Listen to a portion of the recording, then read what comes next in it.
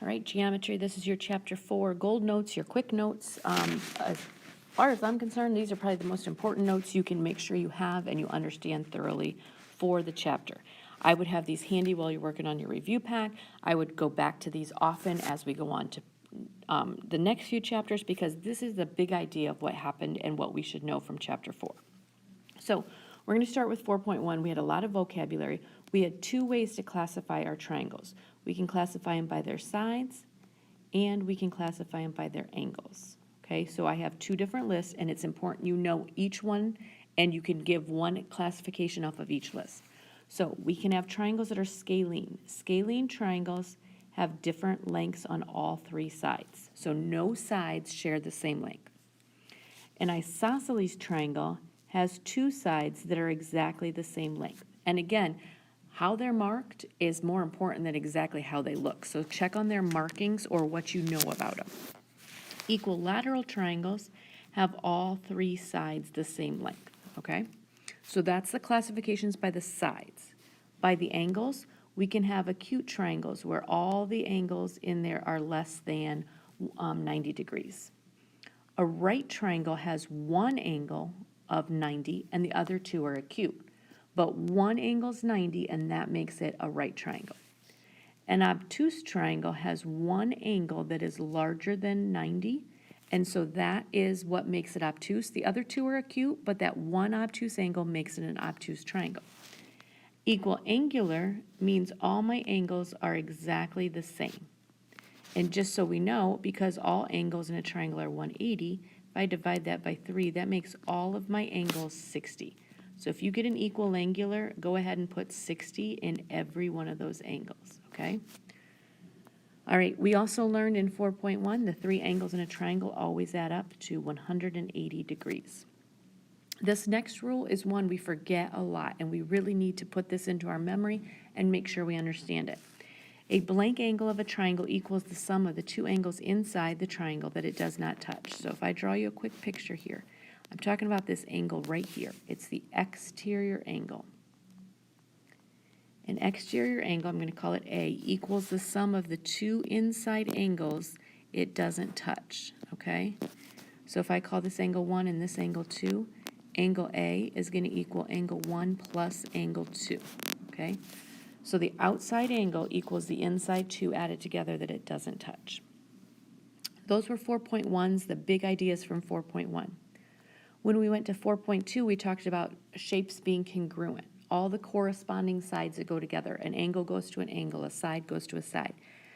And one of the big things we need to remember is a congruent statement. It sounds fancy, but if you remember in class, we talked about that's simply the names in order, okay? It's the names of those congruent figures in order. So if I have a figure like, I'm going to make this one ABC. All right, 1 angle here, 2 angle marks there. Okay, I'm going to draw another one over here, and I'm going to make this one, okay, and 1 angle mark here, 2 angle marks here. So those 2 triangles are congruent, okay? I'm going to just tell you they're congruent. I'll put that mark, it'll make it congruent. And if I name them in order, so the left side, you get to choose the order of the first one. I'm going to call the first one ABC because I'm used to saying ABC. A was the angle marked double. If I look at the other triangle, E is the angle marked double. B is the right angle, so I need the right angle on the other one, that's D. C has 1 marking, and F has 1 marking. So I match those up to the angles they go to, and that makes my name. When I start matching sides, the order still matters. It is so important that we have those orders correct because I will mark off if the order is not right. So if I have a side like AB, I could go to ED. If you get those names correct, then you can use those names to do all the rest of your sides and angles, okay? So the more time you spend to be careful on the names of the triangles, you can use that for the rest of it. All right, the bottom of this page all goes together for 4.3, 4.4, and 4.5. This is talking about marking and finding congruent triangles, okay? So when we do this, there are 5 and only 5 ways we can mark our triangles congruent. They can be side, side, side, side, angle, side, hypotenuse, leg, angle, side, angle, or angle, angle, side. Those are the only 5 ways you can mark your triangles congruent. We talked about it in our review notes that you can never, ever, ever use angle side, side. I don't want to see that written on your paper, and it's never, ever, ever the answer, okay? Angle, angle, angle doesn't work either. So there's other combinations of letters we can put together, but they don't work. These are the only 5 ways that work. Okay, so as you're approaching 2 triangles and you're saying, how are they congruent? Keep these in mind. Things you can mark, okay? And this is super important. So things you can mark. Obviously, you're going to mark all your givens, okay? So take it and mark your givens. Once the givens are there, you're going to ask yourself, are there vertical angles? Do you see that big X shape between 2 lines that you can mark vertical angles? If they're there, mark them. What about a shared side?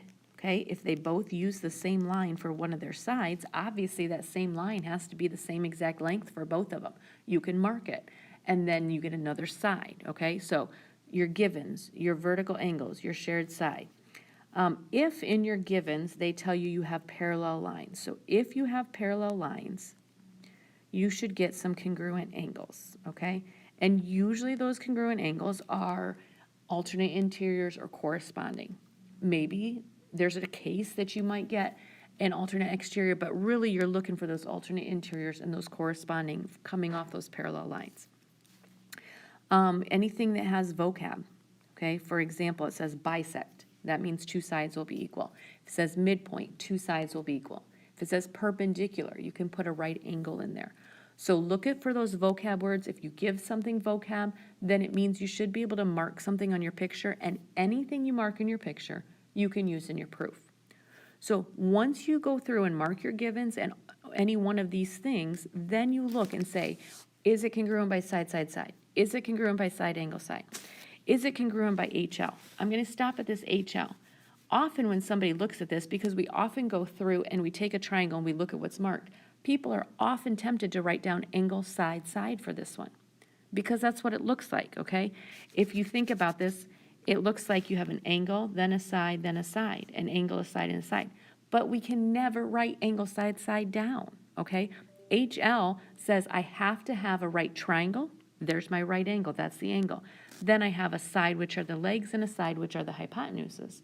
That's what gives me the HL, never angle, side, side. Angle, side, angle, angle, angle, side. They look really close, but angle, side, angle has the sides between the 2 angles. Angle, angle, side has the side outside of the 2 angles. It touches one of them, but not the other one, okay? So these are the 5 and only 5 ways you can prove your triangles congruent. All right, moving on. What did we do in 4.6?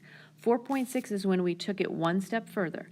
After we've marked our triangles congruent, we can mark our parts congruent. So corresponding parts of congruent triangles are congruent, okay? And again, yes, you can abbreviate a little bit. Maybe you can say corresponding parts. Then I like to use some symbols. Congruent triangles, congruent, okay? But don't shortcut anymore because you'll forget what it means. Corresponding parts of congruent triangles are congruent. Your job is first you prove the 2 triangles are congruent, then you can prove that the parts of them are congruent, okay? All right, in 4.7, we did isosceles and equilateral triangles. Quick reminder on your isosceles triangle. I have 2 legs that are equal, okay? On both sides here, I have a leg that's equal. The bottom that's not equal, I shouldn't even call it the bottom because we can turn it sideways, but the leg or the side that is not equal is the base. In between the 2 legs, touching both of those legs, we have what we call the vertex angle. It has its own measure. It will be unique, okay? And then across from each leg, you get these angles that are equal, okay? These angles are equal down here.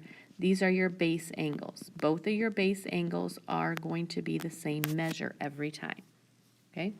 Which gives us what we see on the left here, a reason you can put in a proof. If they tell you 2 legs are congruent, then you can prove 2 angles are congruent. Or the flip, if you can prove that 2 angles are congruent, then 2 sides or 2 legs have to be congruent, okay? And a quick reminder here with equilateral, if something is equilateral, it's automatically equal angular. If something is equal angular, it's automatically equilateral, okay? So if it's marked one way, you can obviously mark it the other. And we always know these angles are always going to be 60, okay? All right. Then for 4.8, we talked about transformations, things that can change on the shapes across a graph. We have 3 of them. The translation looks like it just glides across the graph, right? It slides it to a new location.